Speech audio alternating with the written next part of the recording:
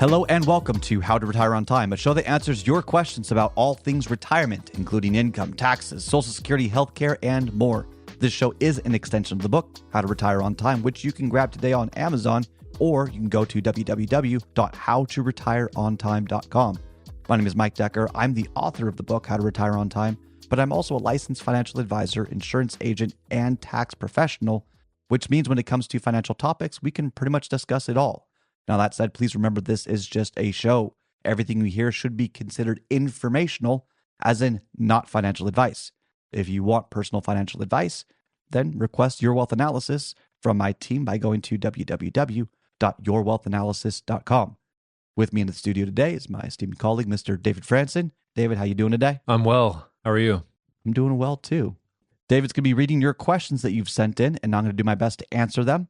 Now, you can send your questions in right now to 913-363-1234. Again, that's 913-363-1234. Save that number in your phone in case you think of a question later on in the week. Or you can email us to heymike@howtoretireontime.com. Let's begin. Hey, Mike. Why do you recommend active management for IRAs and Roths and passive management for TOD accounts? Okay. First off, let's just reestablish there's no such thing as a perfect investment product or strategy. And to understand why I believe they're different, I got to put together an analogy. Let's assume you've got a nice big garden, okay?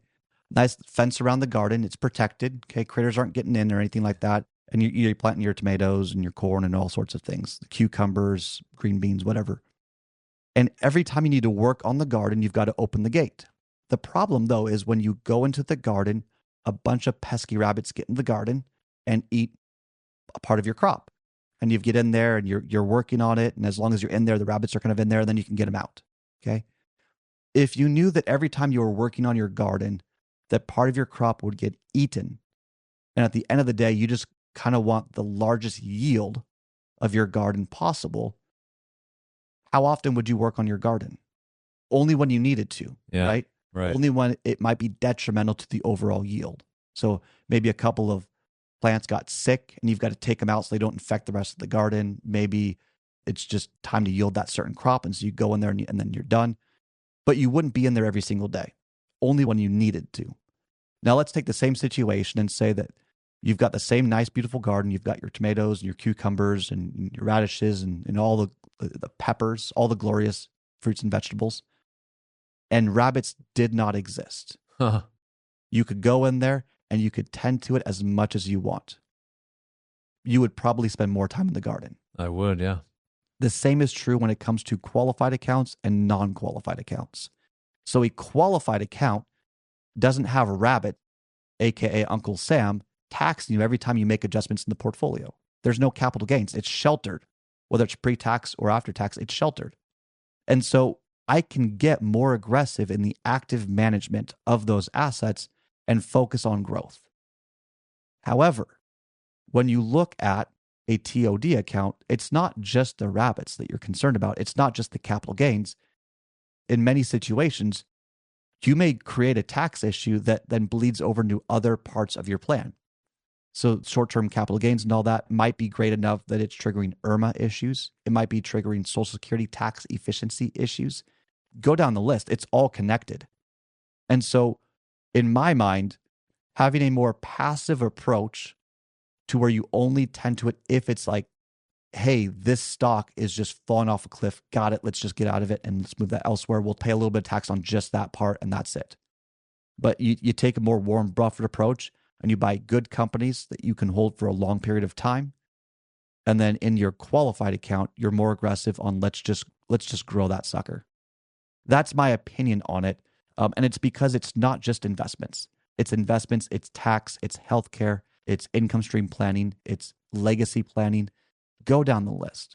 Also, with these non-qualified accounts, the TODs, the money that's subject to capital gains, I often will find myself using those assets to fill a reservoir. So if this is your first time hearing a reservoir, it is a strategy we came up with where you have some principal guaranteed accounts, so bonds or CDs, treasuries, for example, not bond funds.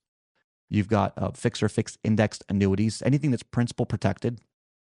You can put non-qualified assets in there and then not have to worry about these tax issues as much. But then when the markets go down, you can draw income from them and still maintain a tax efficiency. Overall, it seems to be more efficient from a tax standpoint and from a growth standpoint. If you need assets in a reservoir that's principal protected so that when the markets go down, you draw income from your reservoir while your other accounts have time to recover, that's the idea. You don't want to accentuate losses. Then why not use the after-tax, the non-qualified assets in something that's not going to drum up a lot of capital gains? I see, yeah. So a CD, a 6-month CD, okay, yeah, you're going to pay on the gains on the growth there. Nothing you can do about it, but it's not detrimental. It's not going to destroy the overall plan. A 2-year treasury, that's not going to destroy your overall plan. Fixed indexed annuities, if you're using them as a bond alternative, they're deferred. So you don't pay taxes along the way until you take a withdrawal out, which you can kick that count down later down the road. And that creates a nice window for you to have more room to do IRA to Roth conversions. Go down the list of efficiency to efficiency. You can implement so many more efficiency strategies in your retirement preparation and while you're retired, in preparation for RMDs, in preparation for Medicare, and trying to avoid IRMA, and for those that have maybe $1 million or less in Social Security efficiencies and tax efficiencies and so on. So there is a reason that I do believe this.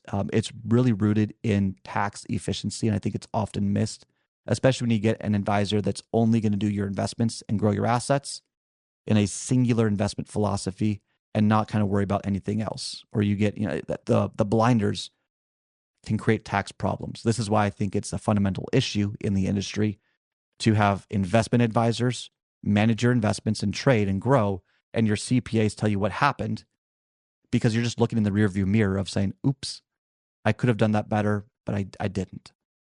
I've got a dear friend that's a CPA, and he's got this joke. He says, I've kept track of every financial advisor of all my very wealthy clients and how many times they have consulted me on a trade that created a tax burden. And then he holds up a blank sheet of paper. I mean, you don't want to separate your tax planning and your investment planning. So that's why I do it. It's an efficiency. You can diversify by strategy. You can diversify by efficiency. You can accomplish a lot more. Plus, it's great to buy and hold a stock in some sense if they're good companies. Let it grow, and then whenever you do pass from a legacy standpoint, it goes to your kids without paying taxes. So I should say without paying taxes. There could be a state tax if that's done wrong. There could be other things, but capital gains tax is deferred. Okay, yeah. There you go. So if you want to take a look at probably a more suitable or a more efficient growth portfolio alongside your tax efficiency within your plan, really just review from a tax standpoint your plan, your portfolio, and what's going on. Here's what I want you to do. I want you to text analysis, keyword analysis, to 913-363-1234, or you can go to yourwealthanalysis.com. That's keyword analysis to 913-363-1234, or go to the website www.yourwealthanalysis.com. And here's what we're going to do. We're going to review your portfolio. We're happy to review also the potential tax problems that you may be running into in the different phases of your life, whether you're getting close to Medicare, whether you're getting close to 59 and a half and you can start doing more, or whatever the different tax phases you are, tax seasons, and the optimizations that would be available to you based on your situation. We're going to be looking at all that because it's not just growth. If we create more efficiency in your plan, you get to keep more of your hard-earned money. If we can help you increase your growth potential, that means more money. It's not just outgrowing your problems. It's growth with efficiency. You got to bring them together, and it's all connected. Investments, taxes, you name it, all connected. Now, this analysis won't cost you a dime, but it really could be what helps you live a more comfortable life in retirement, all because you took a more efficient and deliberate approach to your retirement plan and portfolio.